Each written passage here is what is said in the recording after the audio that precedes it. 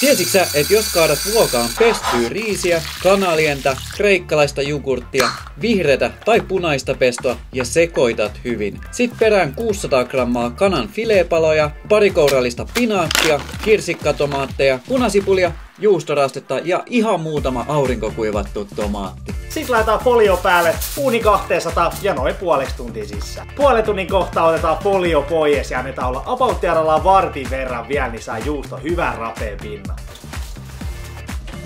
Ja sillä aikaa kun setti on uunissa, Onks kukaan sanonut, että nuohous tulee suorittaa kerran vuodessa? Nokikaveri muistaa lakisääteisen nuohouksen sun puolesta ja pitää kotisi turvallisena. Ja hei, mehän toimitaan ympäri Suomea. Nappaa alekoodi videon alta, mut pidä kiirettä, koska kampanja päättyy 30.